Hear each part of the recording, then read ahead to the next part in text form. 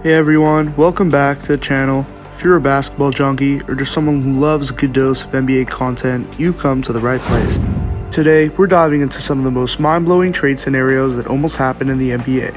So sit back, relax, and enjoy the video. Amar'e Stoudemire was an absolute force during his time with the Phoenix Suns. He was a beast, everyone loved his dunks, and he was just a powerful presence in the court, especially on the paint. He was the big man you didn't want to mess with. But as the 2009-2010 season came to a close, rumors started flying about a potential trade that could change his destiny. The first major shakeup happened in 2010 when Amar'e was at the center of a potential trade to the Cleveland Cavaliers. The Cavaliers were reportedly interested in acquiring Amar'e to give LeBron a dominant sidekick. I honestly think that they would be unstoppable together. With LeBron having a player that could score at will and clean up the glass for him, anything could have happened. But guess what? The trade never went through. Why? Well, a few things went wrong. For starters, the Suns were asking for a king's ransom in return for the duo with the king. Think something like a mix of young talent and future draft picks that would make even the most avid GM sweat. Even Joe Cronin. Let's not forget the Suns concerned about Amar'e's health. We all know Amar'e's health was pretty shaky. He had a history of knee problems. And the thought of him being the centerpiece of a trade raised some serious red flags. Now, let's fast forward to the summer of 2010. Everyone was buzzing as Amar'e signed a massive 5-year deal worth $100 million. Knicks fans were excited.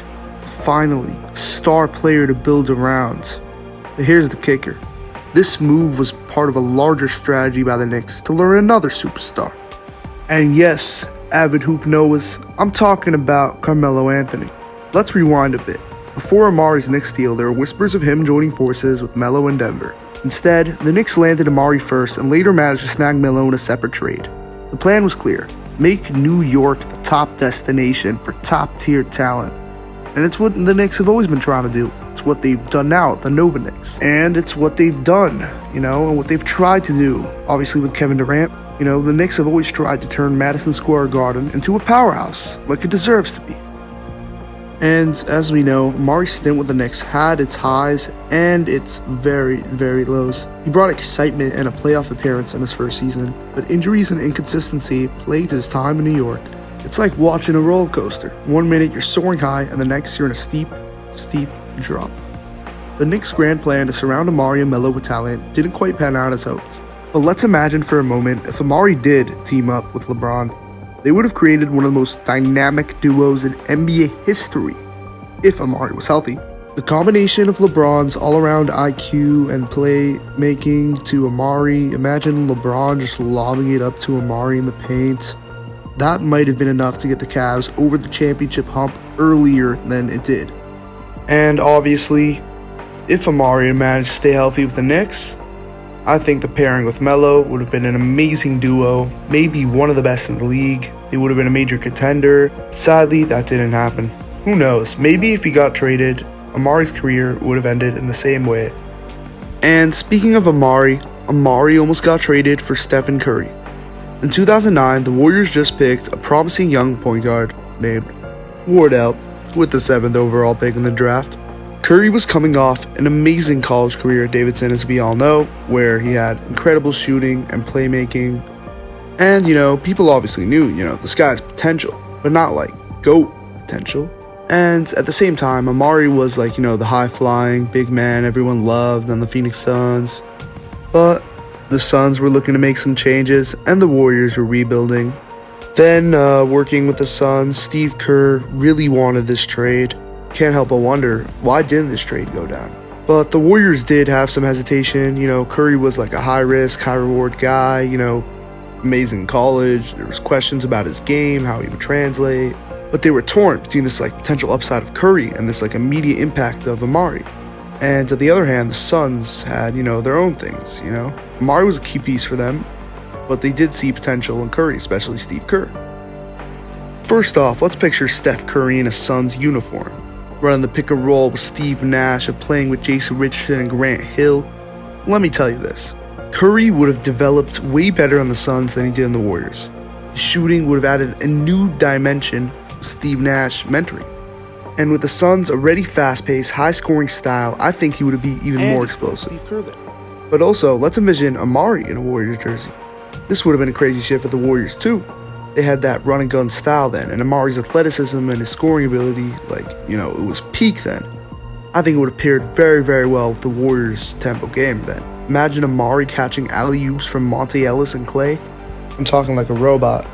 But would a robot imagine at 2 a.m. that the king himself could team up with the Splash Brothers? It's like putting the Avengers together with the X-Men. And that's why for my next trade, I'm going to do something a little recent in 2024. It's the trade deadline. Everyone's buzzing. Rumors are twirling. Everybody's going on Twitter. But here's the big talk. Behind the scenes, the Lakers and Warriors are having some serious talks. And these talks aren't just about role players. They're about arguably the greatest players of all time, LeBron James and Stephen Curry. Yes, they almost teamed up.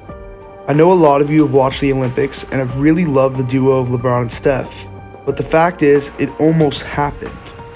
There was discussions, according to Mark Stein, but the main obstacle was LeBron's agent, Rich Paul. Let's be real, LeBron being traded to the Warriors could have been a PR nightmare.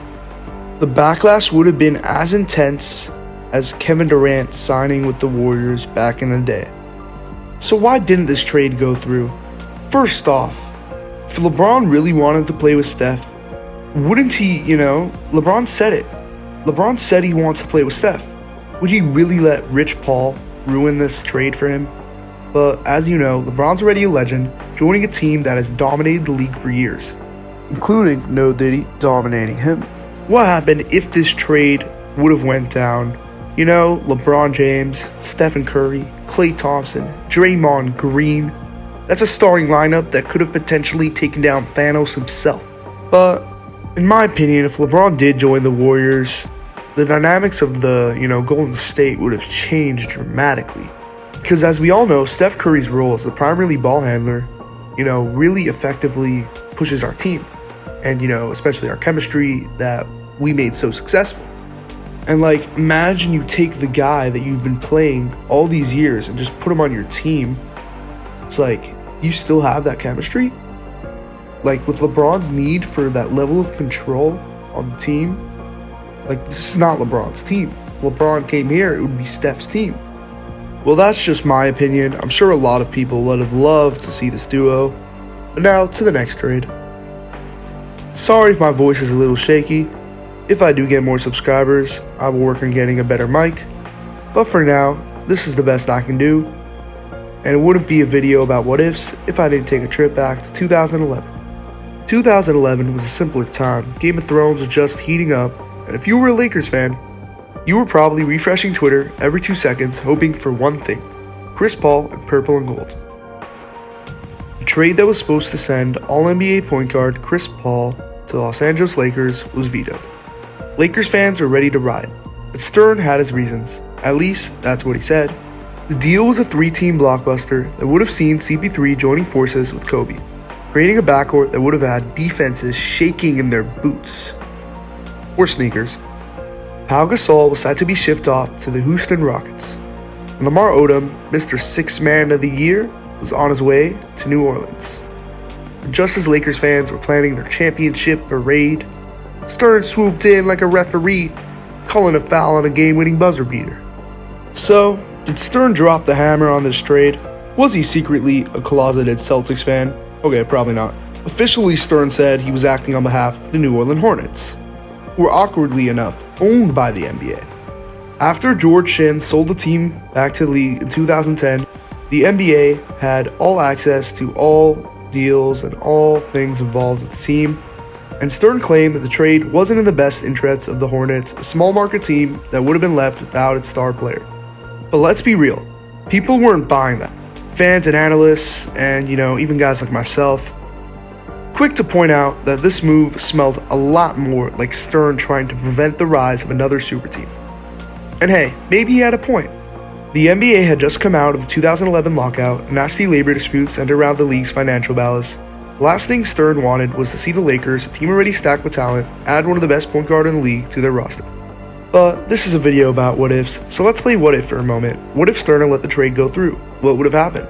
Well, first off, the Lakers would have been an absolute juggernaut on paper, or at least on paper, maybe off paper. Just imagine Chris Paul, the floor general, throwing alley-oops to Kobe Bryant, who, let's face it, was still very much in Mamba mode.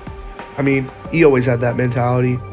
Add Andrew Bynum, and you've got a paint that's going to be buzzing. And you've got a team that could have made deep playoff runs for years to come. But would it have all been sunshine and rainbows? Or, I'll say it better, sunshine and rings? Not necessarily.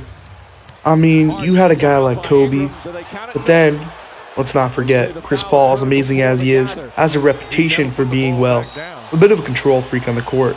And then, pair that with Kobe's mentality, and you might have a recipe for disaster, especially in the locker room. Sure, they probably win a lot of games, but when the pressure's gone and things start going south, would they have been able to coexist? Probably not, but it's hard to say. But speaking of chemistry issues, let's not forget that a few years down the line, CP3 clashed with another ball-dominant superstar. This time it wasn't Kobe, it was James Harden. But in a theoretical world, that could have been Kobe. You know, during a stint with the Rockets, Harden's style, irked Paul. Kobe was a guy who once famously said, "I'd rather go 0 for 30 than 0 for 9. Giving up wasn't in his DNA. I don't think that would have fit. But another twist would be, imagine the trade goes through, the Lakers did win a championship, Chris Paul finally gets that ring. Would we be talking about like a different legacy, for Chris Paul and Kobe? Would the Lakers have avoided the dark years that followed? Were they missed the playoffs for 6 straight seasons? And what about the Clippers? Without CP3, do they remain the laughingstock of the league, especially now? Or do they find another way to rise to prominence? But to be honest, I'm not a robot. And even robots have feelings. Because I would never want to see this trade. Because if we saw this trade, we never see Lob City. We never see Chris Paul team up with Blake Griffin and DeAndre Jordan. And while they didn't win a championship, it made people watch the Clippers. It made people be Clippers fans. And it turned them from losers into playoff contenders. Meanwhile, the Lakers' fortunes took a massive turn. Pau Gasol, Lamar Odom, these were the 2 guys that would have been shipped out. Maybe this trade should have went through, because they were never quite the same. Odom's life and career took a tragic turn. I love Odom, to be honest, and he's definitely, came back to his true self a little after his career. And then you got, Pau Gasol. He was still effective, but Pau Gasol was left to pick up the pieces of a team that was never quite able to recapture its former glory. But let's go to the biggest what if in NBA history. Michael Jordan, the GOAT, almost ended up with the LA Clippers. Yes, you heard that right. The LA Clippers. Imagine the greatest player of all time, not in a Bulls jersey, but donning red, white, and blue. So picture this, 1988. The Bulls were actually considered trading Jordan to the Clippers in exchange for the number 1 and number 6 picks. He just won MVP, and you're trying to trade him? But MJ should be glad the trade didn't go through, as the Clippers are known for their epic mismanagement and general hilarity. They're basically the NBA's answer to a sitcom. But imagine adding Michael Jordan to their team. I mean, the Clippers don't have any all-time championships. Maybe that could have changed it. But would the Clippers even know what to do with MJ? Back then, Sterling was running the show, and let's be honest, his decision-making was as reliable as McDonald's ice cream machine. But if things did go well, I think it'd be a very, very great fit. I mean, you could have had a Battle of Los Angeles featuring MJ versus Magic Johnson. That sounds like a matchup for the ages. That's like Superman versus Batman type shit right there. But, as we all know, in the end, MJ was a bull, the trade fell through, and the Clippers ended up with Danny Manning and Hershey Hawkins. Not exactly MJ. So, would Jordan have saved the Clippers? I guess we'll never know. But I do have a few more trades, but I'm tired as hell, so I'm gonna go to sleep. Good night.